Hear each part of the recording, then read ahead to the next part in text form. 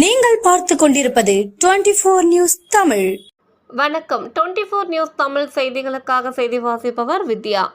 7 மாதங்களில் மட்டும் 1,47,00,000 மதிப்புள்ள 930 செல்போன்கள் மீட்கப்பட்டு மாவட்ட காவல் கண்காணிப்பாளர் டாக்டர் ஆர் ஸ்டாலின் ஐபிஎஸ் அவர்களால் பொதுமக்களிடம் ஒப்படைப்பு.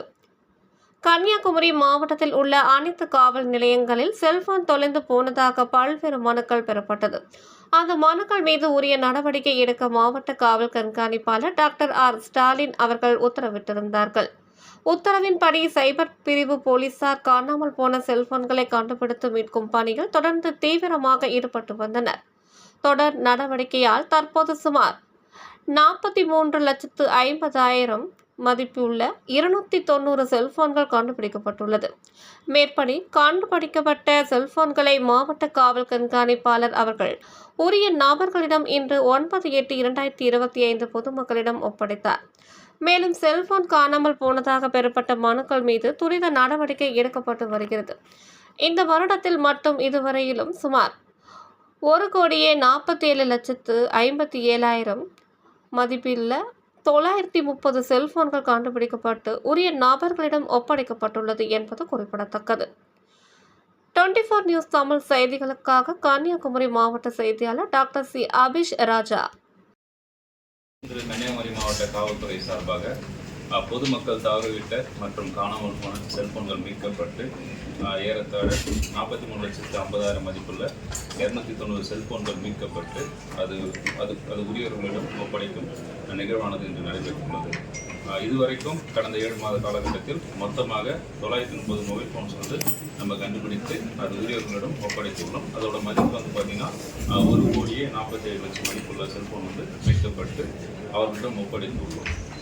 பொதுமக்கள் செல்போன் காணாமல் போச்சுனாவோ இல்லை தவற விட்டாலோ பதட்டப்படாமல் சிஐஆர்னு சொல்லிட்டு ஒரு போர்ட்டலில் போயிட்டு நம்ம காணாமல் போன மொபைல் ஃபோனோட IMEI நம்பர் போட்டு அதை பிளாக் பண்ணால் நம்மளோட கண்டுபிடிப்பதற்கான சாத்தியக்கூறுகள் ரொம்ப எளிதாக கண்டுபிடிக்க இயலும்.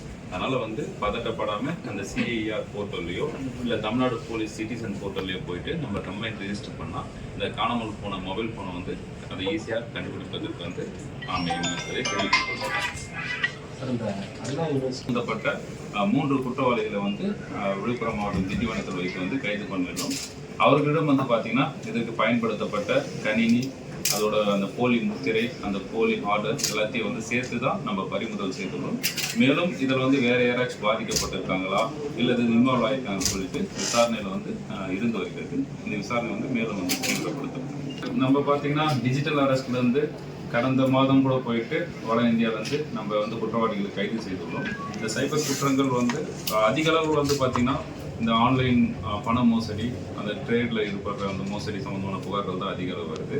அதுவும் தொடர்பாகவும் நம்ம தீவிரமாக நடவடிக்கை எடுத்து குற்றவாளிகள் கைது செய்து வரோம். பாதிக்கப்பட்டவங்க உடனடியாக புகார் கொடுத்தா 1930 நம்பரில் புகார் கொடுத்தா உடனடியாக அவங்க பேங்க் அக்கௌண்ட் பிளாக் பண்ணி அவங்களோட பணம் திரும்ப பெறுவதற்கு ஒரு எளிமையான ஒரு வழியும். அதனால் பணம் இழந்த உடனே 1930 கால் பண்ணி கம்ப்ளைண்ட் பண்ணுற நடைமுறை பொதுமக்களுக்கு தெரியணும். இது மூலமாக இதுவரை பார்த்தீங்கன்னா 1430 சிசிடிவி கேமராஸ் கிராமப்புறம் இது வரைக்கும் சிசிடிவி கேமரா இல்லாத கிராமப்புறங்களில் கேமராக்கள் டோட்டலாக நம்ம போட்டிருக்கோம். நகர்ப்புறங்கள் எப்படி இருக்கு சார்? நகர்ப்புறங்கள்ல நிறைய ஏரியாக்கள்ல நகர்ப்புறங்கள்ல ஆல்ரெடி சிசிடிவி கேமராஸ் இருக்கு. பட் சேம் டைம் நம்ம அந்த சிசிடிவி கேமராஸ் மேப்பிங் பண்ணி அதை கேப் அனலைஸ் பண்ணி எந்தெந்த இடத்துல சிசிடிவி கேமரா தேவை என்பதை குறித்து ஆராய்ந்துட்டு வரோம். அந்த இடத்துல சிசிடிவி கேமரா போடுவதற்கான நடவடிக்கை தீவிரப்படுத்திட்டு இருக்கோம். கண்டிப்பாக அதை போடுவோம்.